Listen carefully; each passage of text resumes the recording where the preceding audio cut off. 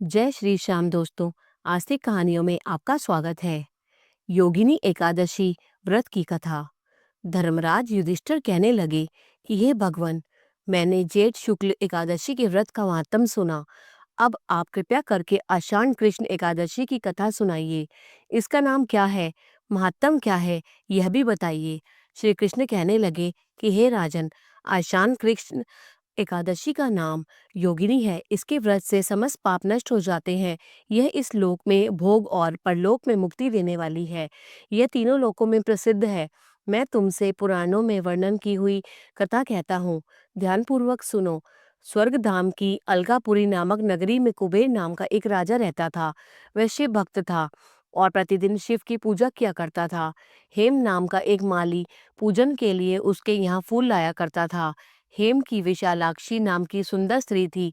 एक दिन वह मानसरोवर से पुष्प तो ले आया, लेकिन कामासक्त होने के कारण वह अपनी स्त्री से हास्य विनोद तथा रमण करने लगा। इधर राजा उसकी दोपहर तक राह देखता रहा।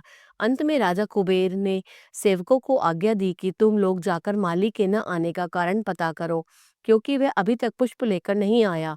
सेवकों ने कहा कि महाराज, वह पापी अति कामी है, अपनी स्त्री के साथ हास्य विनोद और रमण कर रहा होगा।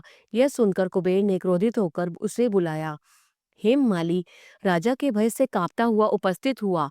राजा कुबेर ने क्रोध में आकर कहा, अरे पापी, नीच कामी, तूने मेरे परम पूजनीय ईश्वरों के ईश्वर श्री शिवजी महाराज का अनादर किया है। इसलिए मैं तुझे शाप देता हूँ कि तू स्त्री का वियोग सहेगा और मृत्युलोक में जाकर कोढ़ी होगा। कुबेर के शाप से हेममाली का स्वर्ग से पतन हो गया और वह उसी क्षण पृथ्वी पर गिर गया। भूतल पर आते ही उसके शरीर में श्वेत कोढ़ हो गया। उसकी स्त्री भी उसी समय अंतर्ध्यान हो गई। मृत्युलोक में आकर माली ने महान दुख भोगे। भयानक जंगल में जाकर बिना अन्न और जल के भटकता रहा। रात्रि को निद्रा भी न आती थी, परंतु शिवजी की पूजा के प्रभाव से उसको पिछले जन्म की स्मृति का ज्ञान अवश्य रहा। घूमते घूमते एक दिन वह मार्कंडेय ऋषि के आश्रम में पहुंच गया, जो ब्रह्मा से भी अधिक वृद्ध थे और जिनका आश्रम ब्रह्मा की सभा के समान लगता था। हेममाली वहां जाकर उनके पैरों में पड़ गया।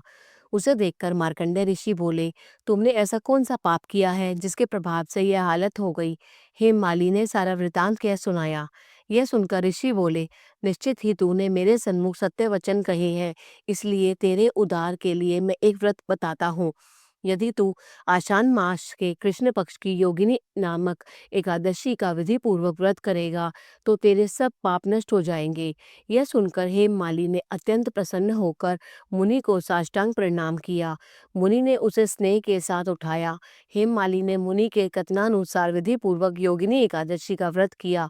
इस व्रत के प्रभाव से अपने पुराने स्वरूप में आकर वह अपनी स्त्री के साथ सुखपूर्वक रहने लगा। भगवान कृष्ण ने कहा, हे राजन, यह योगिनी एकादशी का व्रत 88,000 ब्राह्मणों को भोजन कराने के बराबर फल देता है। इसके व्रत से समस्त पाप दूर हो जाते हैं और अंत में स्वर्ग प्राप्त होता है। बोलो श्री कृष्ण भगवान की जय।